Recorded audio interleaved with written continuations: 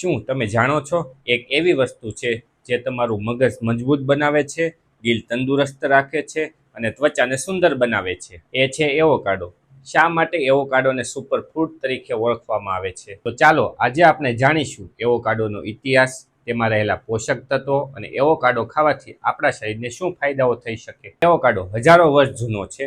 સૌપ્રથમ મધ્ય અમેરિકા અને મેક્સિકોમાં તેનું ઉત્પાદન થતું હતું. પ્રાચીન સંસ્કૃતિમાં તેને લાઈવ ફ્રૂટ તરીકે ઓળખવામાં આવતું હતું.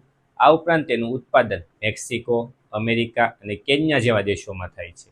સાથે ધીમે ધીમે તેનો વિકાસ ભારત જેવા દેશો પણ કરે છે. ચાલો હવે આપણે તેમાં રહેલા પોષક તત્વો અને તેના શું ફાયદાઓ છે તેના વિશે જાણીશું. એવોકાડો નાનકડું ફળ છે, પણ તેમાં પોષક તત્વો ખૂબ વધારે પ્રમાણમાં જોવા મળે છે. એવોકાડોમાં વધુ પ્રમાણમાં folic acid, vitamin B6, vitamin C, vitamin કે અને વિટામિન ઈ આવેલા હોય છે. આ ઉપરાંત ફાઇબર, પોટેશિયમ, એન્ટીઓક્સિડન્ટ પણ જોવા મળે છે.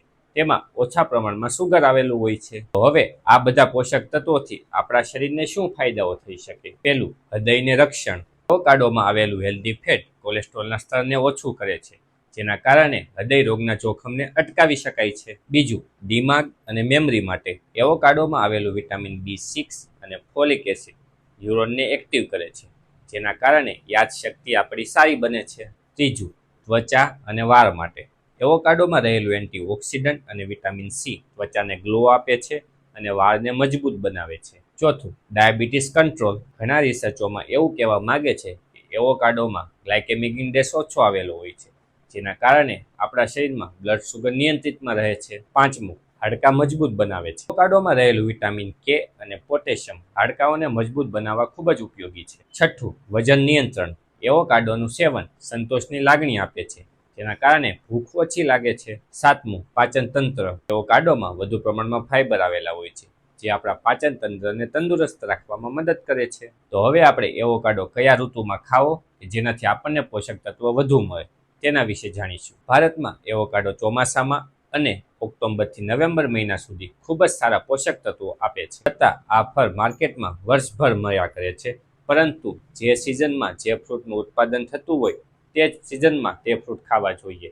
જેનાથી આપણને પોષક તત્વો વધુ મળે. તો હવે આપણે એવોકાડો કેવા લોકોએ ના ખાવા જોઈએ અથવા તો ટાળવા જોઈએ તેના વિશે વાત કરીશું. પહેલું, એલર્જી ધરાવતા લોકો. એ લોકોને એલર્જી ખાવાથી શરીર પર ખંજવાળ આવવી, સોજા આવવા અથવા તો બીજા કોઈ પણ પ્રકારના સિમ્ટમ્સ જોવા મળે તો એવોકાડોને ખાવાનું બંધ કરવું જોઈએ. બીજું, વજન વધારે ધરાવતા લોકો. એવોકાડોમાં હેલ્ધી ફેટ આવેલું હોય છે, પરંતુ તેમાં કેલરી પણ એટલી વધારે આવેલી હોય છે, જેથી જે લોકોનું વજન વધારે છે તે લોકોએ નિયંત્રિત પ્રમાણમાં એવોકાડો ખાવો જોઈએ. ત્રીજું, જે લોકો બ્લડ થિનરની દવા લે છે તેવા લોકો. એવોકાડોમાં વિટામિન કે આવેલું હોય છે, જે આવા લોકોને અસર કરે છે. જે લોકોને એવોકાડો ખાવાથી કોઈ પણ પ્રકારનો પ્રોબ્લેમ થતો હોય તો ડૉક્ટરની સલાહ લેવી, ત્યાર પછી જ એવોકાડો ખાવો. તો હવે આપણે એવોકાડોનો ઉપયોગ કઈ રીતે ખાવામાં કરી શકીએ તેના વિશે જાણીશું. પહેલું, કાચા એવોકાડોને સ્લાઇસ કરીને. બીજું, તેને મસળીને બ્રેડ ઉપર લગાવીને. ત્રીજું, સલાડમાં. ચોથું, સેન્ડવિચમાં. પાંચમું, ઘરે નાના નાના કટકા કરીને તેમાં જીરું, મીઠું અને કેટલાક અન્ય પ્રકારના મસાલાઓ નાખીને